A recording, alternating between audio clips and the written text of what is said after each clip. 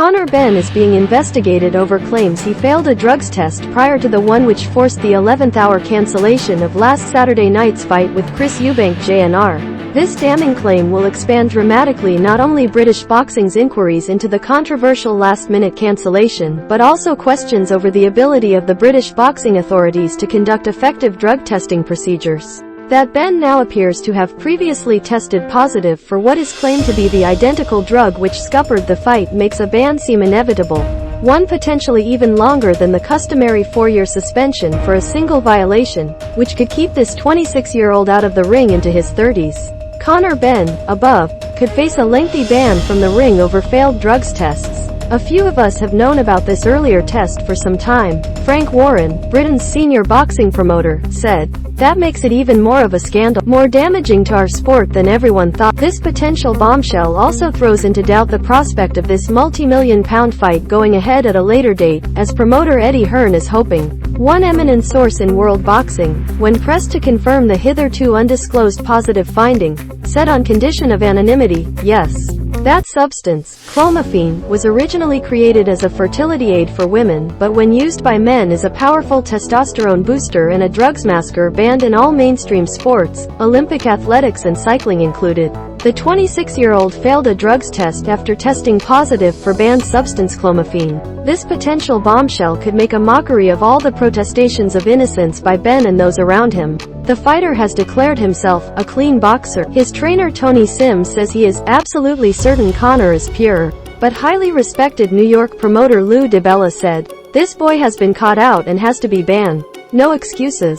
Further alarm bells are ringing because of the ongoing delay in reporting results of the B sample of Benn's failed test. Hearn has talked of how postponement of Eubank Benn at the weekend should have awaited confirmation of his fighter's positive A sample. But B tests require a request from the fighter hoping to clear his name. One expert close to this case said, "This has not happened with Benn and that is the cause of the delay." Last weekend's fight between Eubank Jr., left, and Benn, right, was cancelled. The exact dates for the taking and testing of Benn's previous test are yet to be disclosed. But there are indicators of the timeline in his interactions with the clean boxing program run by the WBC in conjunction with VADA, the Voluntary Anti-Doping Association. Benn was erased from the WBC World Rankings this January for failing to enroll. A month earlier he had scored a surprisingly stunning 4th-round knockout victory over seasoned American Chris Algieri. Benn hastened to join the program. In his only subsequent fight, in April, he knocked out South African Chris Van Heerden in equally startling fashion. Van Heerden has since said, "I have to wonder now if Conor was using anything for our fight. It is the hardest I've ever been hit. I just thought, wow, where's that come from?" Benn was then welcomed to the clean boxing ranks and currently stands 5th in the WBC's welterweight ratings. It seems certain now that he will shortly be delisted or dropped to below 15th, where he would not be eligible for a world title challenge.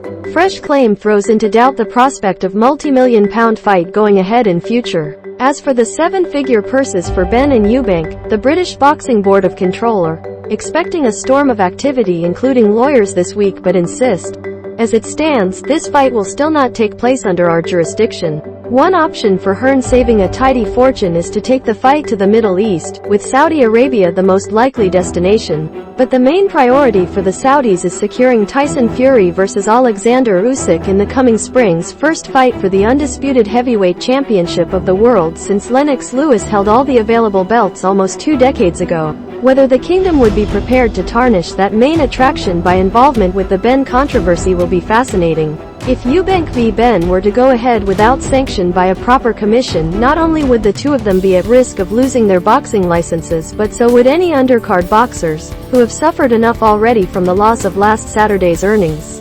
Frank Warren said, "A few of us have known about it for some time over second failed test." Eubank Jr.'s father, Chris SNR, had been widely ridiculed for trying to prevent his son taking this fight at catchweight.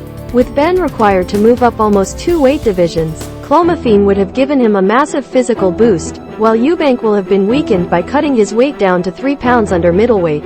Eubank SNR sensed serious danger for his son. Had this fight gone ahead, the damage to boxing might have been far greater than it is already. The public, who have been kept in the dark, have the right to feel outraged. Hearn has asked for time to allow all developments to come out before commenting further. Matchroom and Benn were approached for comment but failed to respond.